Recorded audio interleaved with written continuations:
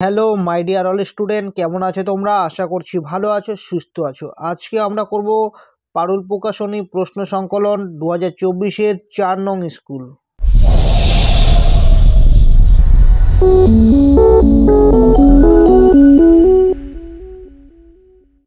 তো তোমরা পেয়ে যাবে পৃষ্ঠা নং 3-এ পেয়ে যাবে। এর দাগে বলছে 1/3 ও 1/4 এর মধ্যে দুটি মূলদ সংখ্যা বসাও। তো দেখো আমি লিখে নিয়েছি 1/3 আর এখানে 1/4, ওপর নিচে লিখে নিয়েছি সমান সমান। এখানে 1/3 লিখেছি, এখানে 1/1 এখানে 4 আছে, 4 লিখেছি, ঠিক আছে। তো এবার আমরা কি করব, হরগুলোকে সমান করব। দেখো এটার হরে কত আছে, 3 আছে, আর এটার হরে কি আছে, 4 আছে, তাই তো। 3 আর 4-এ যদি আমরা লসাগু নিই তাহলে কত আসবে, 3 4 12। আমরা কি করব, হরগুলোকে সমান করব। তাহলে এখানে 12 আনতে গেলে এখানে কত দিয়ে গুণ করতে হবে, 4 দিয়ে গুণ করতে হবে। তো 4 দিয়ে আমরা উপর নিচে গুণ করে দিলাম। আবার এখানে যদি 12 আনতে চাই তাহলে এখানে 4 আছে, তেমন 3 দিয়ে গুণ করতে হবে। 3 দিয়ে উপর নিচে গুণ করে দিলাম, তাহলে ওপরে হবে 4 অক্ষে 4, নিচে হবে 3 4 12। তাহলে 4 অক্ষে 4 আর নিচে হলো 12। আবার এখানে হবে 3 অক্ষে 3 আর নিচে হবে 3 4 12, বুঝলে। তাহলে এখানে আসলো 4/12 আর এখানে আসলো 3/12। তাহলে 3/12 আর 4/12 মাঝখানে তো কোনো মূলের সংখ্যা নেই, তাই আমরা কি করলাম, 3 দিয়ে ওপর নিচে গুণ করে দিলাম, এখানেও গুণ করে দিলাম। তাহলে নিচে আসলো কত, 36, আর ওপরে কত, 9। আর এখানে গুণ করে দিলাম 36, ওপরে কত আসলো 12। অর্থাৎ এবার কিন্তু আমরা 1/3 আর 1/4 এর মাঝে মূলের সংখ্যা পেয়ে গেলাম। দেখো 9/36-এর পরে কি আসবে, 10/36, আর তারপরটা 11/36, তারপরটা তো 12/36। তার মানে 9/36 আর 12/36-এর মাঝে দুটো, 10/36 আর 11/36 পেয়ে গেলাম, বুঝলে। বি এর দাগে আছে অ্যাঙ্গেল এ ও অ্যাঙ্গেল বি দুটি সম্পূরক কোণ। Angle A equal to 60 degree হলে অ্যাঙ্গেল বি এর মান কত? প্রথমে আমরা জানবো যে পরস্পর সম্পূরক কোণটা কি। দেখো এখানে যে দুটো কোণ দেওয়া আছে, এই কোণ দুটো বলেছে দুটি সম্পূরক কোণ, অর্থাৎ এই দুটো কোণের যোগফলটা হলো 180 ডিগ্রি, বুঝলে। তো এর মধ্যে অ্যাঙ্গেল এ এর মান দেওয়া আছে, অ্যাঙ্গেল বি এর মানটা বের করতে বলেছে। তো দেখো আমি এখানে লিখে নিয়েছি, যেহেতু অ্যাঙ্গেল এ ও অ্যাঙ্গেল বি দুটি সম্পূরক কোণ, তার মানে angle A plus angle B হবে 180 ডিগ্রি। আর এখানে অ্যাঙ্গেল এ এর মান বসিয়ে দিচ্ছি 60 ডিগ্রি, কারণ এখানে পাশে লিখে দিয়েছি যে অ্যাঙ্গেল এর মান এখানে বসিয়ে দিয়েছি যে 60 ডিগ্রিটা দেওয়া আছে, plus angle B equal to 180 degree আছে। আর এখানে যা আছে অ্যাঙ্গেল বি, এখানে 60 ডিগ্রি এখানে যোগ আকারে আছে, ওপাশে গেলে বিয়োগ হয়ে যাবে। তাহলে 180 থেকে 60 বিয়োগ করে দিলে কত আসবে, 120। তার মানে অ্যাঙ্গেল বি কত আসবে, 120 ডিগ্রি। সি এর দাগে আছে একটি আয়তক্ষেত্রের দৈর্ঘ্য 3x² প্লাস x প্লাস 1 একক এবং প্রস্থ 2x² মাইনাস x মাইনাস 1 একক হলে ওই আয়তক্ষেত্রের পরিসীমা নির্ণয় করো। তো দেখো আমি একটা ছবি এঁকে নিয়েছি তোমাদের বোঝার সুবিধার্থে। এই আয়তক্ষেত্রের দৈর্ঘ্যটা হলো এটা, প্রস্থটা হলো এটা। তো এখানে লিখে নিয়েছি আয়তক্ষেত্রের দৈর্ঘ্য সমান সমান এটা, প্রস্থ সমান সমান এটা। এবং এই আয়তক্ষেত্রের পরিসীমা সূত্রটা আমরা কি জানি, আয়তক্ষেত্রের পরিসীমা সূত্র আমরা জানি 2 ইন্টু দৈর্ঘ্য যোগ প্রস্থ। তাহলে এখানে 2 লিখে নিয়েছি। এবার দৈর্ঘ্যের জায়গায় দৈর্ঘ্যের মানটা লিখেছি, যোগ এই যোগ, এবার লিখেছি প্রস্থ জায়গায় প্রস্থের এই মানটা লিখেছি, বুঝলে। এবার আমরা দেখব এখানে x² কোথায় কোথায় আছে, এখানে আছে, এখানে আছে, এটার সামনে প্লাস আছে, এটার সামনে প্লাস আছে। তাহলে প্লাসে প্লাসে প্লাস মানে যোগ করবো, তা যোগ করে দিলে আসবে 5x²। আবার দেখো এই এক্সের সামনে প্লাস আছে, এই এক্সের সামনে মাইনাস আছে, তো আমরা কেটে দিলাম। আবার এই একের সামনে প্লাস, এই একের সামনে মাইনাস, প্লাস মানে যে মাইনাস, একের থেকে এক চলে গেলো 0। তার মানে শুধু রয়ে গেল কি, এই 3x² আর 2x² যোগ করে যে 5x² হলো সেটাই শুধু রয়ে গেলো, আর সবগুলো বাদ গেল। তাহলে এবার গুণ করে দিলে কত আসবে, 5 × 10 অর্থাৎ 10x² একক। ডি এর দাগে আছে একটি ঘনকের আয়তন 64 ঘন সেমি হলে ওই ঘনকের প্রতিটি বাহুর দৈর্ঘ্য কত হবে। দেখো তোমাদেরকে সবার প্রথমে ঘনক এবং আয়ত ঘন সম্পর্কে একটু পরিচিতি করে নেই, তারপরে অঙ্কটা করছি, তাহলে তোমাদের বুঝতে সুবিধা হবে, একদম মাথায় ঢুকে যাবে। দেখো আমার হাতে যে বইটা দেখতে পাচ্ছ, এই বইটা কি বলো তো, এই বইটা আয়ত ঘন না ঘনক, তোমরা কিভাবে চিনবে? দেখো তোমরা সবার প্রথমে জেনে নাও যে একটা আয়ত ঘন বা একটি ঘনকের 3টি মাত্রা থাকে। কি কি মাত্রা? দেখো এই যে বই যে আছে, বইয়ের এই যে লম্বা দিকটা, এই দিকটা এটাকে বলা হয় দৈর্ঘ্য, আর এখান থেকে এইটুকু এই দিকটাকে বলা হয় প্রস্থ। আর কি থাকে দেখো, মোটা বা পুরোটা এটাকে বলে উচ্চতা। তার মানে বুঝলে যে একটা আয়ত ঘন বা একটা ঘনকের 3টি মাত্রা থাকে, দৈর্ঘ্য, প্রস্থ এবং উচ্চতা। তো আমার হাতে যে যেটা দেখলে, এটার দৈর্ঘ্যটা যতটুকু বড়, প্রস্থটা কি ততটুকু বড় না, আলাদা, এবং উচ্চতাটাও আলাদা। অর্থাৎ যার দৈর্ঘ্য, প্রস্থ এবং উচ্চতা তিনটাই আলাদা থাকবে সেটাকে বলবো আমরা আয়ত ঘন। কিন্তু এখানে আছে ঘনক, তাহলে ঘনকটা কি? ঘনকটা মানে হলো যার দৈর্ঘ্য, প্রস্থ এবং উচ্চতা সবগুলো একই। যেরকম বলতে পারি একটা উদাহরণস্বরূপ, লুডো ছক্কা তো দেখেছো, যার দৈর্ঘ্য, প্রস্থ, উচ্চতা সব সমান। বা রুবিক্স কিউব, এটাও যার দৈর্ঘ্য, প্রস্থ, উচ্চতা সব সমান, বুঝলে। তাহলে এখানে বলেছে একটা ঘনকের আয়তন 64 ঘনসেমি। আমরা ঘনকের আয়তনের সূত্র জানি, বাহুর দৈর্ঘ্য তার কিউব। তো আমি এখানে লিখে নিয়েছি, দেখো প্রথমে লিখে নিয়েছি ধরি ঘনকের প্রতিটি বাহুর দৈর্ঘ্য। তো প্রতিটি বাহুর দৈর্ঘ্য এক্স সেমি ধরে নিয়েছি, আর ঘনকের আয়তনের সূত্র হলো সমান সমান বাহুর দৈর্ঘ্য তার কিউব। তো তোমরা এটা মুখস্থ রাখবে, যখন তোমরা ক্লাস 10-এ উঠবে তখন তোমরা এই চ্যাপ্টারগুলো খুব ভালোভাবে বুঝবে। তো যাই হোক, এইটুকু বলে রাখছি যে ঘনকের আয়তনের সূত্রটা মুখস্থ রাখবে, যে বাহুর দৈর্ঘ্য তার কিউব। তাহলে বাহুর দৈর্ঘ্য কত ধরেছি আমি? এক্স ধরেছি, তাহলে এক্স কিউব ঘনসেমি। তাহলে আমাদের হিসেবে ঘনকের আয়তন কত? X cube. আর বইয়ে দেখো ঘনকের আয়তন কত দেওয়া আছে? 64। তাহলে এটার সাথে সমান করে দেবো, এটাই নিয়ম, বইয়ে যেটা থাকবে সেটাই তুমি বের করে সেটার সঙ্গে সমান করে দেবে, অ্যান্সারটা অটোমেটিক চলে আসবে, ঠিক আছে? তো সুতরাং দিয়ে আমি প্রশ্ন অনুসারে লিখে নিয়েছি, দেখো আমাদের হিসাবে ঘনকের আয়তন এটা, আর বইয়ে 64। তাহলে এক্স কিউব ইকুয়াল টু 64কে যদি আমরা ভাঙাই তাহলে কি পারবো? 4 দিয়ে যদি ভাঙাই 4 ষোলো 64, আবার 4 4 16, অর্থাৎ 4-এর মাথায় কিউব লেখা যায়। এই কিউব মনে মনে কেটে দিলাম, তাহলে এক্স ইকুয়াল টু কত? 4। তাহলে এক্স মানে ধরেছিলাম ঘনকের প্রতিটি বাহুর দৈর্ঘ্য, বুঝলে? তো এটাই হবে অ্যান্সার। 2-এর দাগে বলেছে ছক কাগজের প্রতিটি বর্গক্ষেত্রের একটি বাহুর দৈর্ঘ্য 1 সেমি হলে ত্রিভুজ এবিসি এর ক্ষেত্রফল কত বর্গ সেমি হবে? তো দেখো এখানে একটা ত্রিভুজ এবিসি আঁকা আছে, যে এই ত্রিভুজের যে ক্ষেত্রফল, এই ক্ষেত্রফলটা কত? তো আমরা একটা জিনিস জেনে নিলাম, যে এই প্রতিটি বর্গক্ষেত্র মানে এখানে যে বক্সগুলো করা আছে, এই বক্সগুলো কি এক একটা বর্গক্ষেত্র, আর প্রত্যেকটা বাহুর দৈর্ঘ্য মানে এটা 1 সেমি, এটাও 1 সেমি, এটাও 1 সেমি, এটাও 1 সেমি। আর বর্গক্ষেত্রে তো আমরা জানি যে যার দৈর্ঘ্য প্রস্থ সব সমান, বুঝলে? তাহলে এই যে ত্রিভুজটা এঁকেছে এবিসি ত্রিভুজ, এটার এখান থেকে এটুকু কত বলতো? 1, তাই তো? আমরা যে জানলাম যে 1 সেমি করে প্রত্যেকটা, তাহলে এখান থেকে এটুকু 1, তাহলে কয় সেমি হয়ে গেলো? 2, 3, 4, 5, 6। তাহলে এটা আমরা জেনে নিলাম এটুকু কত? 6, তাই তো? আর এটা কত? 1, এইটুকু 2, এইটুকু 3।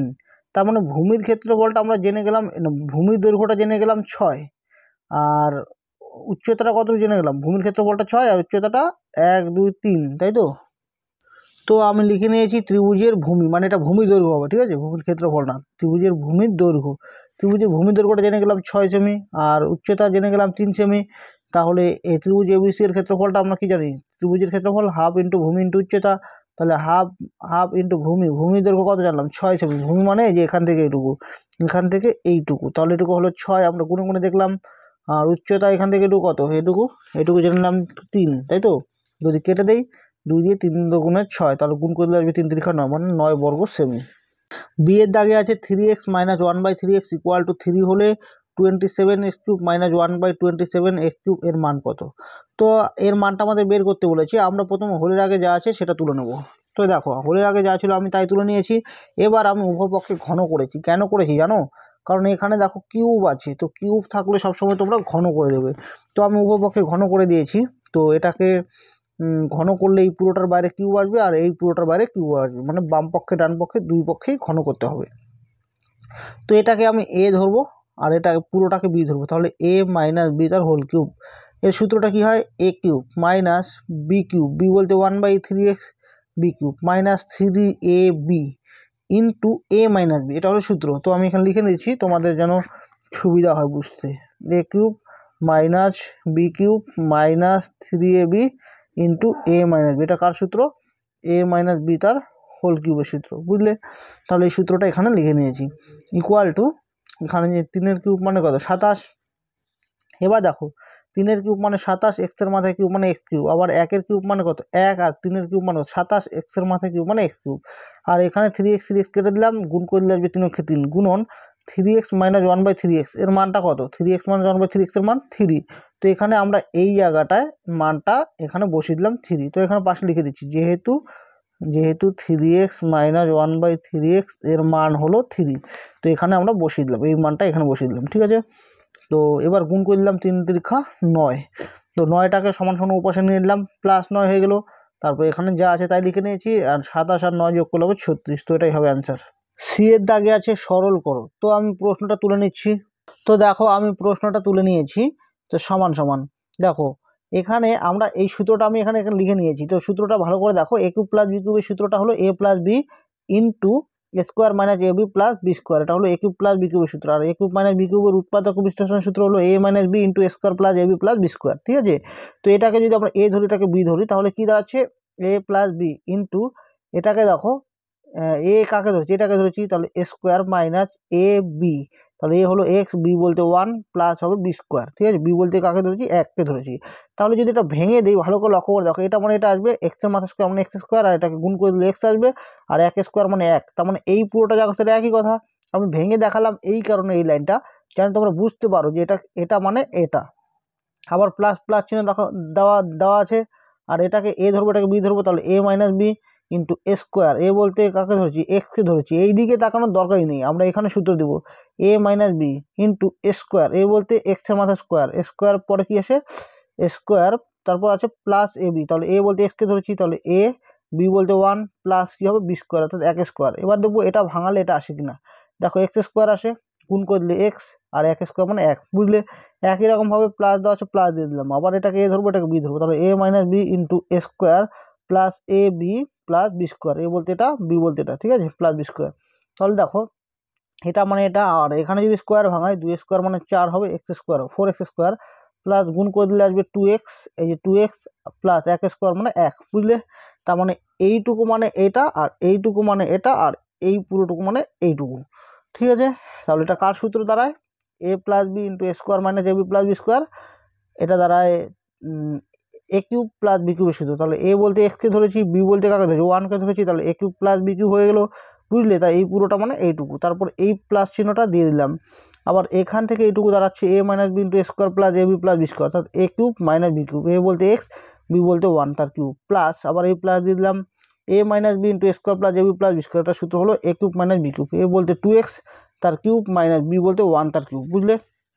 তো সমান সমান এখানে স্কোয়ার কিউবগুলো মাথা মাথা নিয়ে এলাম, এক্স কিউব, একের কিউব মানে এক, এক্স কিউব মাইনাস একের কিউব মানে এক প্লাস 2 এর কিউব মানে 8, এক্সের মাথায় কিউব মানে এক্স কিউব, আর একের কিউব মানে এক, ঠিক আছে। তো এবার দেখো এখানে একটা এক্স কিউব আছে, এখানে একটা এক্স কিউব আছে, এখানে 8টা আছে, তাহলে 8টা 9টা 10টা, তাহলে 10টা এক্স কিউব হলো। আর দেখো প্লাস 1 মাইনাস 1, তাহলে প্লাস মানে যে মাইনাস, তাহলে একের থেকে এক চলে গেল 0, তারপর শুধু পড়ে হলো মাইনাস 1, তাহলে মাইনাস 1টা লিখে নিলাম। তো এটাই হবে অ্যান্সার। 3-এর এর দাগে আছে উৎপাদকে বিশ্লেষণ করো। তো আমি প্রশ্নটা তুলে নিচ্ছি।